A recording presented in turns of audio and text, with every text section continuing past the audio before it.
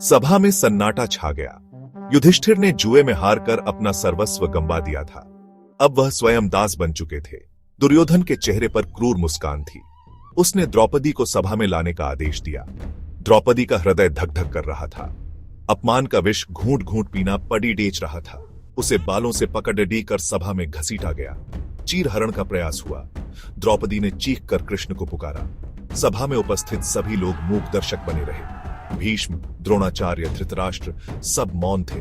किसी ने भी द्रौपदी को बचाने का साहस नहीं किया। यह दिन इतिहास में द्रौपदी के अपमान के दिन के रूप में अंकित हो गया। द्रौपदी के मन में तूफान उठ रहा था। अपमान की आग में वह जल रही थी। आंखों से आंसुओं की धारा बह रही थी। उसने प्रतिज्ञा ली कि जब तक अपमान का बदला नहीं ले लेती, चैन से नहीं बैठेगी। उसने दुर्योधन और उसके भाइयों को श्राप दिया।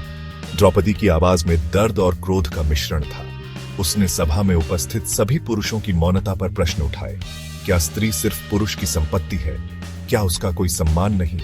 ये प्रश्न द्रौपदी ने समाज के सामने रखे। द्रौपदी की पीढ़ा देखकर सभा में कुछ लोगों के सिर शर्म से झुक गए। द्रौपदी के अपमान पर समाज मौन रहा। पुरुषों ने अपनी आवाज नहीं उठाई। भीष्म, जो धर्म के झांता थे, वे भी चुप रहे। द्रोणाचार्य, जो गुरु थे, उन्होंने भी कुछ नहीं कहा।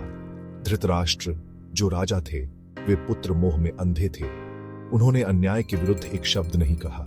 समाज की इसी चुप्पी ने द्रौपदी को और भी अकेला और लाचार महसूस कराया। अपमान और पीड़ा के बीच भी द्रौपदी ने हार नहीं मानी। उसने संघर्ष का रास्ता चुना। उसने पांडवों को एकजुट किया, बदला लेने के लिए प्रेरित किया। द्रौपदी की आवाज में अब सिर्फ पीड़ा नहीं, साहस की ज्वाला भी थी। द्रौपदी ने कुरुक्षेत्र के युद्ध में महत्वपूर्ण भूमिका निभाई। उसने पांडवों को नैतिक बल प्रदान किया। द्रौपदी की कहानी अन्याय के विरुद्ध लड़ने की प्रेरणा देती है।